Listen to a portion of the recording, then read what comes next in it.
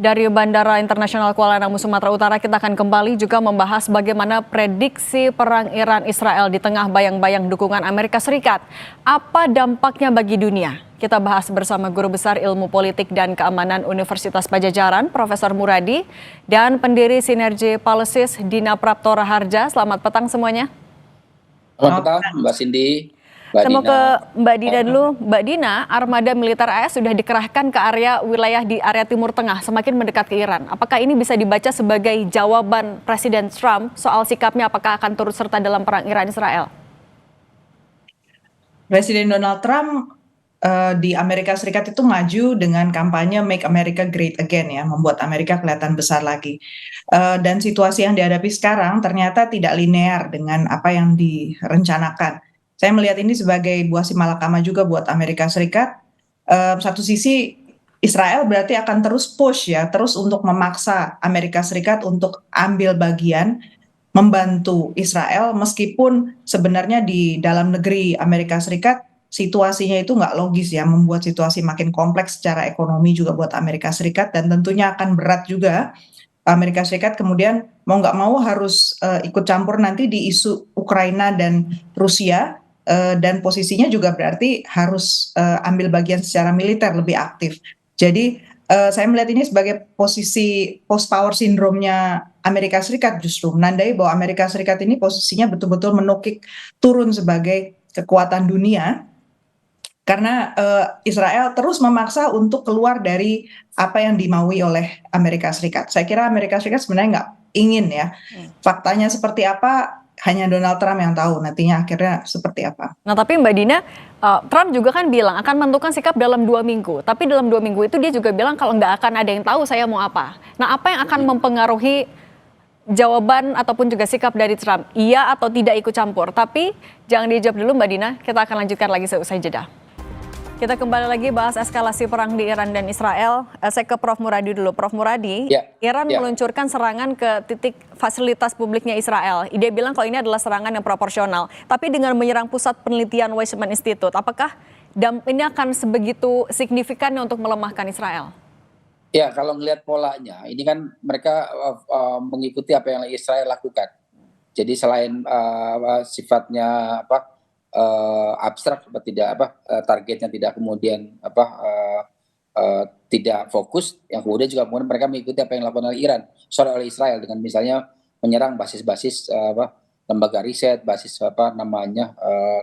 pusat militer dan sebagainya. Karena saya kira dua hal yang penting dalam konteks ini adalah pertama, ini menyangkut akan panjang kalau bicara perang, ya, akan panjang. Jadi tidak akan membayangkan misalnya ini akan sama seperti ketika Amerika Serikat menyerang Irak gitu, ya. Ini mungkin akan agak panjang, mungkin sepanjang Ukraina. Kalau memang misalnya Amerika Serikat ragu-ragu tadi untuk masuk ke dalam kancah peperangan, karena memang ini saling menunggu kan. Kalau kita lihat misalnya Pak Prabowo kemarin ke Rusia juga dalam bahasa yang paling penting, sebenarnya Rusia juga masih menunggu apa yang kemudian respon dari Amerika Serikat. Apalagi misalnya saya setuju dengan Mbak Dina tadi bahwa konteks internal dalam negerinya Amerika Serikat jauh lebih strategis buat Trump ketimbang misalnya kemudian mereka melakukan langkah-langkah yang jauh lebih tidak populis, minimal di mata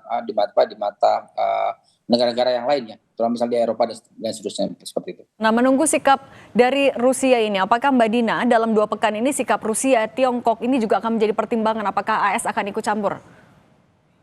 Kalau menurut saya, ya, Putin itu udah bilang dia punya komunikasi langsung dengan Israel bahkan, karena dia sudah punya proyek di Iran.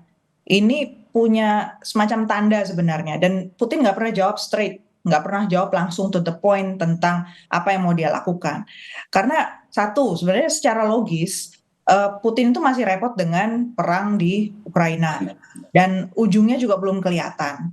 Bayangkan betapa rumitnya kalau dia terikat satu hal lain yang bahkan perdamaian sekalipun, ya, seperti orang suspek gitu, ya, duga dia bakal terlibat, itu kan sebenarnya malah makin membuat langkah dia berat di Ukraina. Jadi harus seirama gitu dua hal ini. Padahal kan jelas-jelas bukan satu hal yang seirama. Kalau kita lihat Eropa aja sekarang dalam posisi yang rumit, karena kalau dilihat bentuk serangan Israel kepada Iran, ini kan udah menunjukkan nadanya sebenarnya sama seperti Rusia dulu menyerang Ukraina kan, agresi kan, melakukan agresi langsung. Kenapa dia tidak mengutuk dan malah bilang bahwa ini self defense.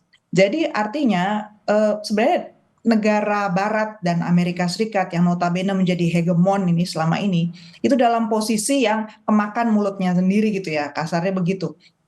Sangat sulit dia mempertahankan posisinya, tetapi di mata dunia trust-nya itu sebenarnya turun. Jadi saya malah berpikir Iran dan Rusia dan Cina itu justru akan jauh lebih hati-hati dalam melangkah karena dia tahu biarkan saja kredibilitas Barat ini turun dulu bahkan hancur. Halo Prof. Muradi, dengan sikap Ya, negara-negara besar yang belum ada yang pasti nih, nggak ada yang jelas nih jawabannya, apakah ini menandakan perang ini akan semakin rumit atau justru ya sederhana, semakin bisa dibaca arahnya? ya kalau misalnya koalisi katakanlah di luar dua negara ini, saya kira justru jauh lebih simplistis ya. Kalau istilah sampai bercandanya itu adalah itu lebih rumit kemudian memperdebatkan ijazahnya Pak Jokowi ketimbang kemudian perang antara Israel dengan Iran. Artinya memang secara prinsipil sebenarnya keberadaan Iran Israel sendiri juga dia kalau kalkulasi misalnya kekuatan militer ya. Saya kira dalam hitungan 3-4 bulan mereka sudah habis. Habis artinya habis secara alutsista ya. Artinya mungkin mereka akan mendapat sokongan dari negara-negara lain. Itu yang saya kira penting buat digarisbawahi. Uni Eropa saya kira sampai hari ini juga belum satu ya misalnya ada disebutkan misalnya Jerman mengirim bantuan untuk alutsista dan sebagainya, sementara negara-negara lain masih nunggu. Dan untuk Rusia sendiri saya kira saya menangkapnya memang ini adalah pertarungan yang nggak mudah. Karena buat mereka juga mereka paham betul bisa Donald Trump tidak dalam posisi yang memang nyaman dengan kondisi hari ini. Betapapun misalnya komunitas Yahudi di Amerika Serikat juga berharap betul misalnya mereka bisa ditopang oleh kekuatan Amerika Serikat. Karena kalau membiarkan seperti hari ini, saya khawatir misalnya katakanlah ya terjadi peperangan darat begitu, maka ini bukan cuma Iran dan Israel yang akan terlibat secara langsung ya, tapi misalnya negara-negara di level di Timur Tengah. Paling tidak misalnya perang tahun 67 itu bisa jadi bukan tidak mungkin kejadian lagi walaupun minim dukungan dari kekuatan yang sifatnya real. Karena hari ini misalnya Pak Israel jauh lebih banyak menggunakan pendekatan intelijen ketimbang misalnya pendekatan yang sifatnya terbuka seperti itu, Bang. Oke, yang pasti deeskalasi ini menjadi harapan semua kawasan. Prof. Muradi dan Mbak Dina Praptora Harja, terima kasih sudah berbagi di Kompas Petang. Sehat selalu semuanya. Terima kasih, selamat datang.